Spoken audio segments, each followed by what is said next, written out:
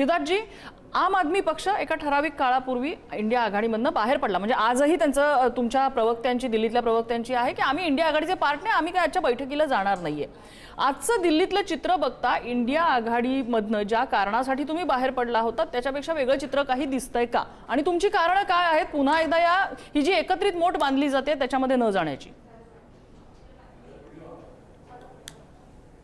मुख्य हे 2024च्या इलेक्शन नंतरच क्लिअर झालं होतं. ते 2024ची जी इलेक्शन आहे ती मुळातच एका पद्धतीचं मोदी सरकारची जी हुकुमशाही आहे त्याला कुठेतरी काउंटर करण्यासाठी, आणि ज्या पद्धतीने ईडी सीबीआय वगैरेचा जो वापर होत होता विरोधकांचा एका ते मुस्कटदाबी होते, आणि त्याचबरोबर या सगळ्याच्यामध्ये जे आर्थिक प्रश्न किंवा इतर प्रश्न हाताळण्यातलं मोदी सरकारचं अपयश हे पुढे आणण्याच्या निमित्ताने देशभरामध्येही इंडिया आघाडीची स्थापना झाली.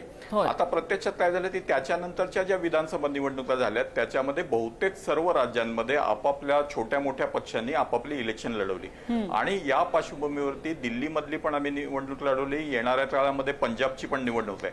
त्यामुळे या सगळ्या निवडणुकीच्या संदर्भात वेगवेगळ्या पक्षांचं धोरण असं आहे की त्यांचा पक्ष त्यांना वाढवायचा, त्या दृष्टीने त्यांची स्ट्रॅटेजी आहे. त्याचाच एक भाग म्हणून आम आदमी पार्टी ही या इंडिया आघाडीचा आज तरी पार्ट नाही आहे. इंडिया आघाडी ही निश्चितपणे लोकसभेसाठी झालेली होती. त्यामुळे म्हणजे तुम्ही एवढं गणित क्लिअर ठेवलेलं आहे की उद्या लोकसभेला 2029ला जर तुम्हाला हाक दिली तर तुम्ही जाल त्यांच्यासोबत? त्याला आपण इंडिया आघाडीचं नाव द्यायचं आहे का ती विरोधकांची मोठ आहे, हा वेगवेगळा प्रश्न आहे. मुळात प्रश्न काय आहे की ज्या पद्धतीचं आर्थिक धोरणावरती अपयश आता सुद्धा जे सरकारचं दिसतंय मोदी सरकारचं, तेव्हा काल परवा आपण पाहिलं की युवकांचा जो मोठ्या प्रमाणाचा प्रश्न आहे, आक्रोश आहे, ती या पद्धतीचे कुठलेही सत्ताधारी जे आहेत ते त्यांना न्याय देत नाही किंवा बेरोजगारीचा प्रश्न प्रचंड आहे.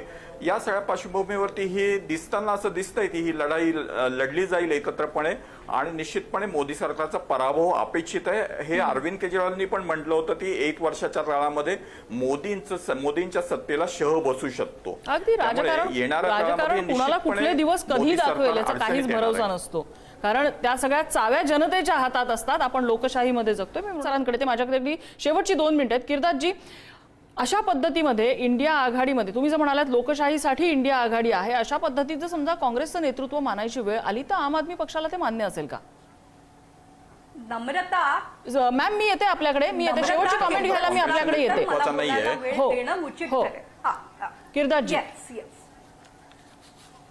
हो, तर त्यामुळे हा फक्त काँग्रेसच्या नेतृत्वाचा प्रश्न आहे. काँग्रेसच्या नेतृत्वामध्ये अनेक अडचणी आलेल्या आहेत. आपण आता पाहिलं की दिल्लीमधल्या निवडणुकीच्या नंतर, दिल्लीमध्ये आम आदमी हारल्यानंतर काँग्रेसच्या तिथल्या लोकल अध्यक्षांनी सुद्धा एका अर्थाने मिरवणूक काढली होती आणि स्वतःचा म्हणजे खरं तर आम आदमी पार्टीचा पराभव त्यांनी एन्जॉय केला होता. ही गोष्ट एक आहे. दुसरीकडे असं आहे की याच पद्धतीच्या अडचणी या आपल्याला वेगवेगळ्या ठिकाणी दिसतात. आता कालचा जो विद्यार्थ्यांचा जो काँग्रेस मुलांचा जो मोर्चा होता, मोर्चा नाही, त्यांचं जे आंदोलन होतं, त्या आंदोलनासंदर्भात काँग्रेसची भूमिका सुद्धा एका अर्थाने थोडीशी शंका वाटावी अशा पद्धतीची ते, किंवा खरं तर एका अर्थाने या विरोधकाच्या भूमिकेमध्ये फक्त काँग्रेसचाच एकट्याचा रोल असावा ती काय, अशा पद्धतीची भूमिकेची सगळी विधानही त्यांची तशी होती. त्यामुळे या संदर्भामध्ये काँग्रेसला आपली भूमिका निश्चितपणे तपासावी लागेल. त्यांच्या बरोबरचे स्टॅलिन सारखे जे साथीदार होते